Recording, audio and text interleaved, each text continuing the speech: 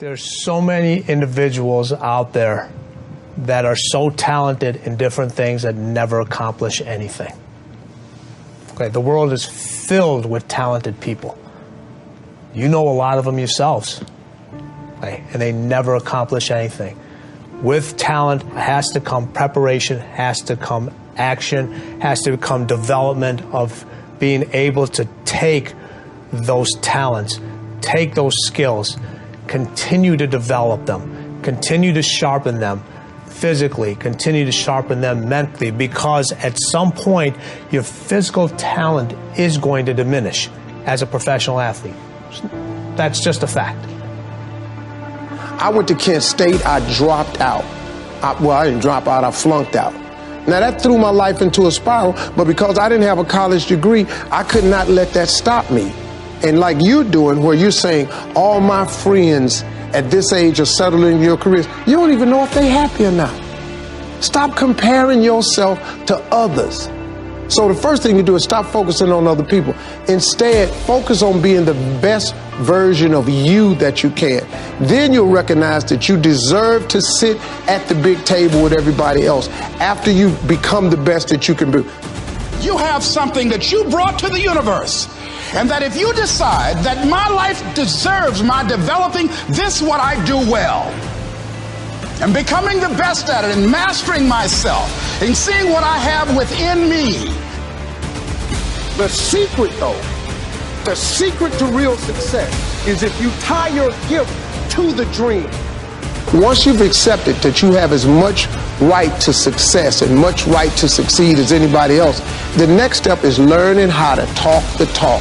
You have to get fluid in the language of success so you speak it with ease. Surround yourself with people who've accomplished their dreams and immerse yourself in the culture of achievement. Your gifts can take you many places if you develop your gifts. Never forget, what comes easy won't last. And the things that last the longest never come easy. And that's the exact reason why. The harder you work for something, the greater you feel when you achieve. If you decide to drop your buckets where you are and develop your gifts, I grant you, you'll never ever be without. I grant you that your gifts will take you places that will literally amaze you. I grant you that if you begin to work to develop your gifts, you'll develop a strong sense of happiness. You'll get a larger vision of yourself. Because part of beginning to get a larger vision of yourself, all of us need some area of our lives where we can have a feeling of competence. That people know when they think about this area, that's something you do. That you eat and sleep that. And that you do that. You do that.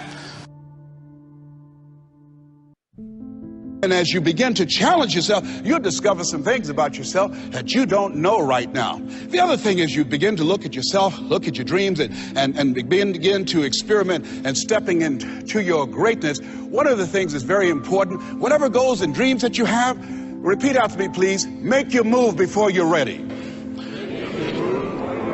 You have Price Pritchett, who's a great motivator and trainer. He said, make your move before you're ready. We're instructed in life to walk by faith and not by sight. See, you want to really begin to stretch yourself. You want to become a risk taker. You want to raise the bar on yourself. Most people won't do that.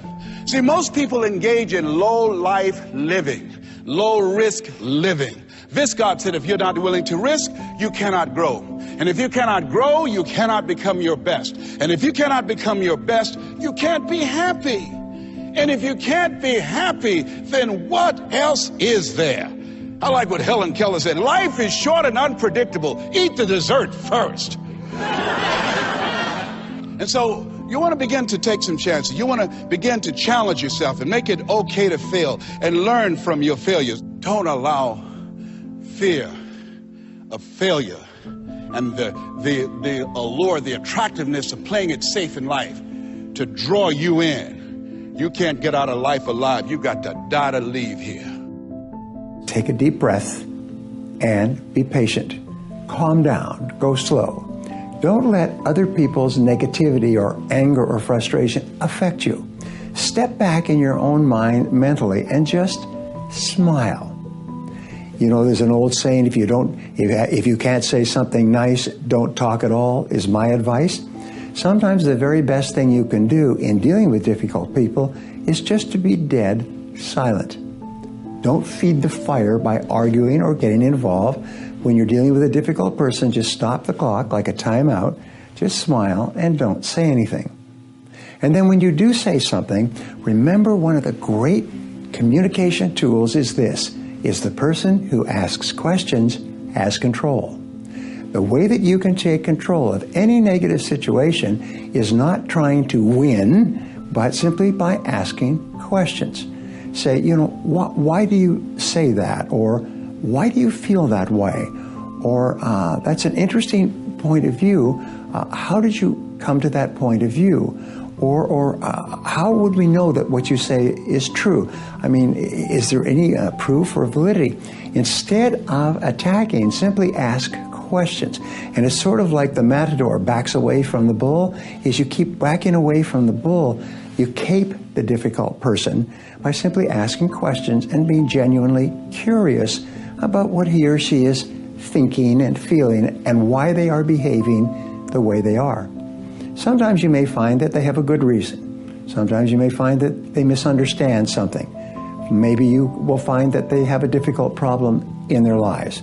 But in any case, be calm, be patient, be controlled, and ask questions, and it will make you the master of the situation. Clarity is the DNA of mastery. So if you look at the titans of business, the true leaders in finance, these people literally will say, look at my charts.